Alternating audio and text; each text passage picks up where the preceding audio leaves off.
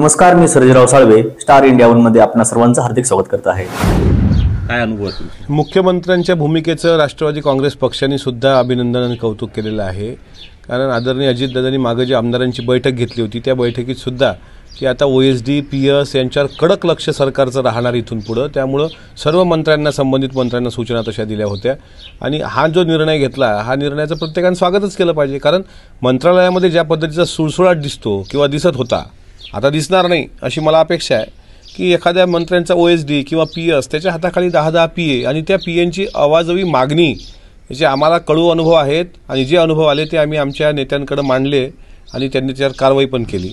पण अशा प्रकारे एक सुळसुळाट जो असतो म्हणजे मंत्रालयामध्ये, त्याला या निमित्तानं का होईना चाप बसेल।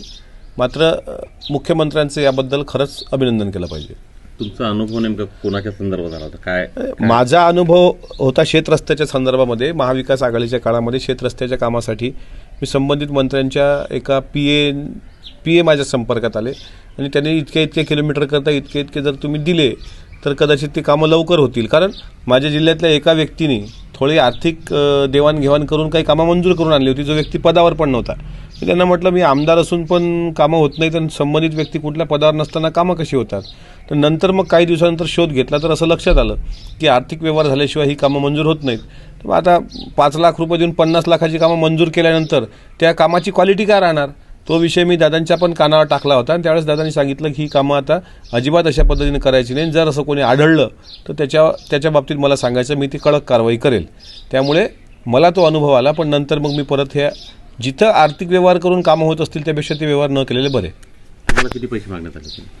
मला मागितलेले 5 लाख रुपये। 5 लाख रुपये द्या आणि 1-2 कोटीची कामं घ्या।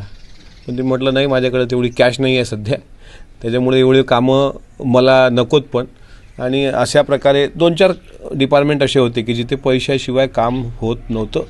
मंत्र्यांनी मागितलेले नाहीत, त्यांच्या ओएसडीचे जे खालचे हे असतात, काय म्हणतात त्याला, पीए किंवा पीएच्या खाली आर्थिक व्यवहार सांभाळणारे, आपण त्याला म्हणू चमचे म्हणूया आपल्या भाषेत, दलाल म्हणा, चमचे म्हणा, असे चमच्यांचा फार मोठा सुळसुळाट त्या मंत्रालयामध्ये आहे। प्रत्येक जिल्ह्यातले बेकाम लोक तिथे पडलेले असतात दर मंगळवार बुधवारी। त्याला कुठेतरी शिस्त आली पाहिजे। आम्ही मुख्यमंत्र्यांना मागे विनंती केली होती आणि आता समजतं की फेस आयडी शिवाय आता मंत्रालयात प्रवेश मिळणार नाही, नाहीतर हा सुळसुळाट होईल। साहेब, एक प्रकरण तर असं आहे, तुमच्या चॅनलवर सांगतो की 1-2 व्यक्ती असे आढळतात जे ट्रायडंटला 1 लाख रुपये रोजाच्या सूटमध्ये थांबतात। काम काय असतं त्यांचं?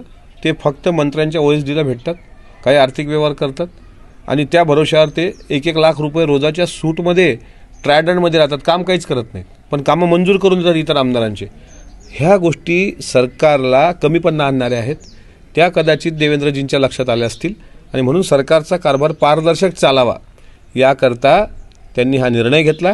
आता ट्रायडंटमध्ये 1 लाख रुपयाच्या रोजच्या सूटमध्ये कोण राहतं याचाही आता थोडासा शोध मला असं वाटते आपल्या सरकारने घेतला पाहिजे। इंग्लिश बोला फ्लुएंट, कारण सोबत आहे प्रॉमिनंट। उत्कृष्ट इंग्लिश बोलण्यासाठी आजच संपर्क करा 8600000069।